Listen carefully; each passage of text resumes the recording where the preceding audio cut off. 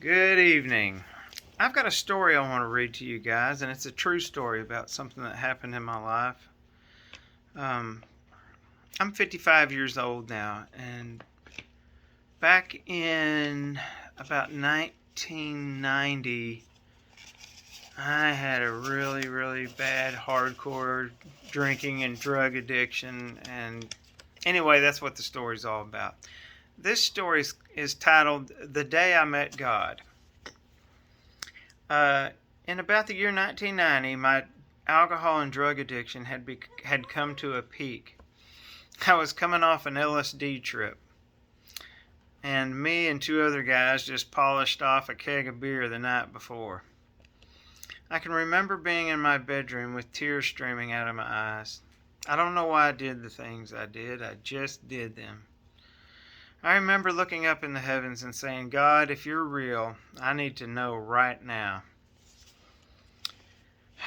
I'm going to pause here because there's a lot of stuff I left out of this story. At this point, I ran down to I grabbed this little pocket Bible that I had, and it was the only Bible I had at the time, and I ran down to this alleyway that was in between this Baptist church and another building, and I sat down in there and I was thinking, God, and I was crying out to him. I just needed to hear from him, and I spent I don't know, probably about 30 minutes out there, and then I walked home, and when I got back into my bedroom, at that point I looked on the floor and I saw this pamphlet from a place called Canaan Land Boys Home. Someone at the church had given it to me. I picked it up briefly and went over it until I found a phone number. So I called the number, and a guy named Dave answered the phone. I told Dave all the troubles I was having with alcohol and drugs. I explained to him I just didn't know where else to turn. At first, Dave told me there was no room for another guy at their place at the time. And I continued to talk with him about my issues for about another 5 minutes. And at the end of that, he told me, he said, you know what? If you'll come right now, I will make room for you. Wow, man, that was like the first miracle. So about an hour and a half later, me and my dad loaded up and we were on our way to Autaugoville, Alabama from Burleson, Texas. When I arrived, I checked in and we were given a schedule from things we were going to do from 4 in the morning until 9 o'clock at night. I mean, they had us on a schedule. And so about the first 6 hours from 4 to 11 a.m., we went to Bible class and learned about the Bible. We had several different teachers. Then after lunch, we had about 6 hours of chores that we all did every day. So it was like half studying the Bible and half working around there to take care of the place. It was a pretty large facility, and there was a lot to do around there. But one afternoon we were all sitting around in the dining area, and there was this guy who was complaining how sick and tired he was of cleaning the offices and wanted to give up the job. So I was like, this guy's working in an air-conditioned environment. And it's like 100 degrees outside in the summertime. So I was like, sign me up. Oh, man, you'll take it? I was like, yeah, I'll take it. Oh, man, he was so happy to give it to me. I thought to myself, heck, this has to be the easiest job of them all. After about 8 weeks of spending time cleaning the office, I discovered why he wanted to quit. Because the head honcho of Canaan Land was Mac Gober, and his wife Sandy worked in the office. Every time we broke for lunch, she would call down the intercom and ask what we were having that day. You see, Sandra was on a restricted diet to certain foods because she was trying to lose weight. And if it was something off the menu she couldn't eat, then she would say, just make me a tomato sandwich. And that happened quite often. The tomato sandwich was 2 slices of bread with Miracle Whip on both sides and a big fat slice of tomato in the middle. So every time she wanted a tomato sandwich, I had to stop what I was doing, which was praying with the guys before we ate lunch.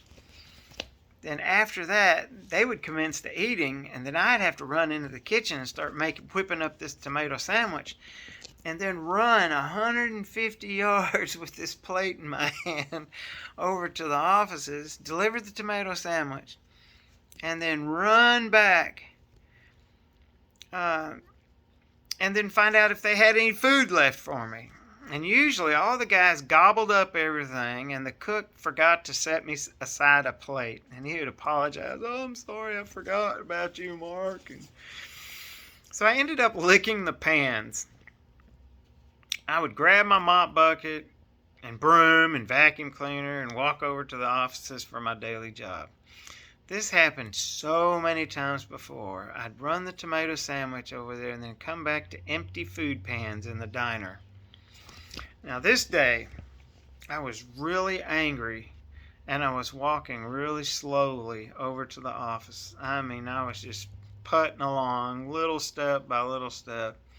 Mop bucket, broom, vacuum cleaner in my hand, all the way griping about her stupid tomato sandwich that she just had to have. And I was so very, very angry. While I was walking along staring at the ground, at the time I didn't even realize what was going on, but I saw like this curtain come down in front of me, like about 10 feet in front of me. I'm looking at the ground, but I'm seeing this like curtain come down, and it was far to the right. Couldn't go around that way, couldn't go around that way. So, and I knew it was the Lord. And when I came up on that thing, I threw all my stuff on the ground and I said, "What do you want?" And a small, still voice in my head said, "I just want you to know that I'm proud of you and that I love you." And the sheet lifted up and went back to where it came from. Man, I stood there and just began to cry, because Jesus comes down just to say that in all my anger and frustration.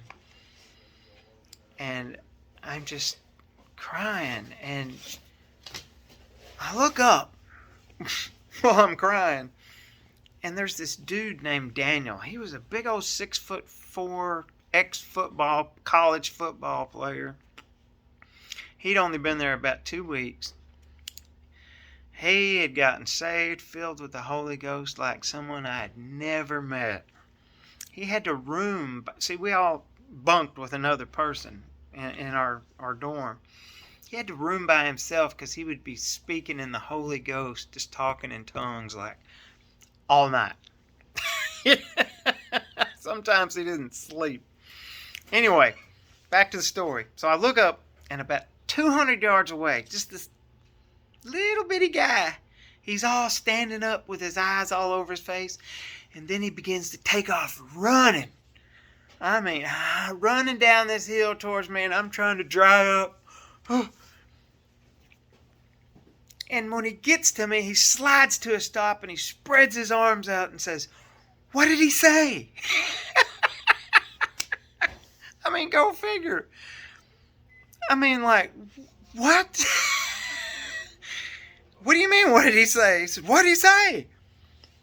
And I told him the story. And he told me, he says, "I was up on that hill, bent over, pulling weeds and throwing them in my bucket, when I felt the presence of God hit the ground behind me. I mean, I felt it hit the ground." This is what he told me. He said, "I turned around and I saw you talking to somebody who was not there." Oh my gosh. But that just confirmed what had happened. Because you know how sometimes you think to yourself, did that just happen in my mind? But it really happened.